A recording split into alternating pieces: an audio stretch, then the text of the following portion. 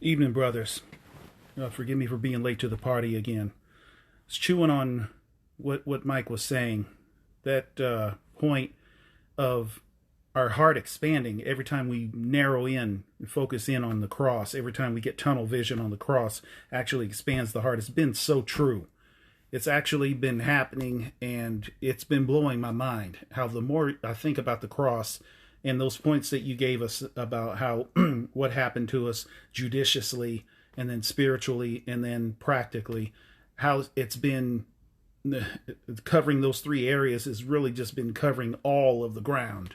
And it's really been blowing my mind. I've been interacting with people differently, both lost and saved, and just getting things done during the day for a different reason, living in the light of eternity, living by faith. And that brings me to a couple of things I wrote down to where I hopefully won't waffle around too much.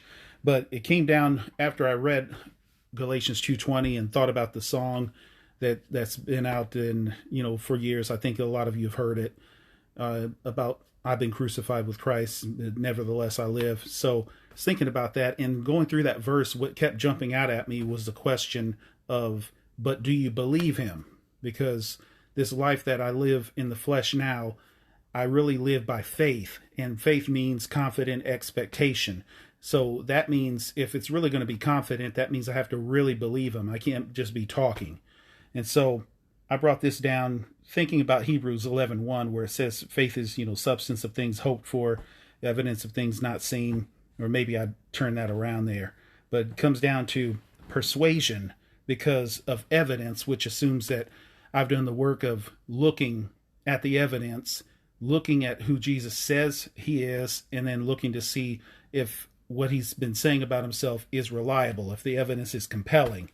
And at the end, that I've decided that he is, and as a result, I have a confident expectation that drives me to live by faith in who he says he is, expecting that power, anticipating it, not demanding it. That's not what I mean by expectation, of course, but really, really anticipating that it's going to happen. The opposite of despair, the opposite of panic, the opposite of fear, and all of that. So it's been blowing my mind. And my answer is simply yes. He's been teaching me to do this. And what I wrote down is I'm learning to just quickly admit to Jesus Christ, to admit to God the Father when, truth be told, I don't believe something he said, where I'm struggling with it, where my confidence is not there. It's not so solid. And I believe that when I come to you, Father, you're going to change me because you promise you've begun a good work in me and you're going to do it until the day of Jesus Christ, of making me more like you. I believe you're going to take this doubt I have, this fear I have, this argument I have, and clear it all up and leave really, really solid faith, hope, confidence in you in its place.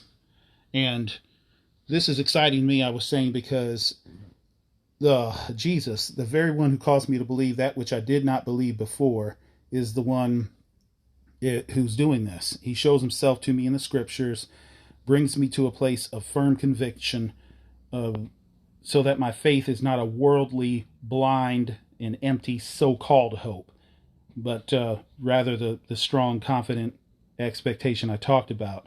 He's creating a firm belief in something that may not be physically visible, but it's been examined and deliberated thoroughly, digested carefully, and decided firmly.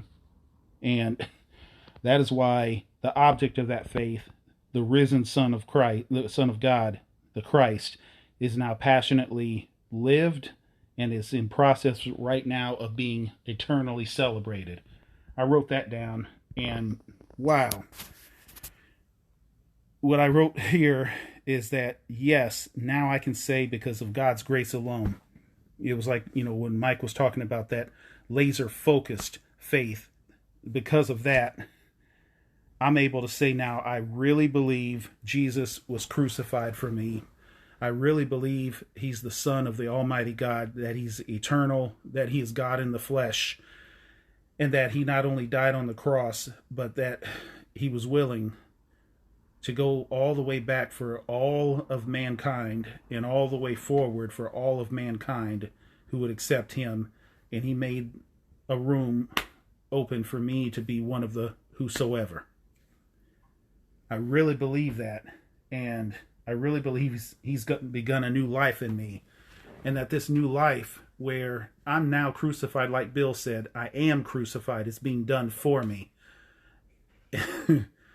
And the understanding I have, man, is that the crucifixion, it's done. It's as good as done, but he's walking me through the steps. Some of it is in process, where he tells me to kill the deeds of the flesh and I'll live. He tells me that, but he's the one walking me through the steps. And Philippians 2:13 says he's the one giving me the will to even want to walk through those steps and kill the deeds of the flesh. It's all a gift from the Son of God who gave himself for me because he loves me. And the Father gave him because the Father loves me. And the Spirit's living inside of me because the Spirit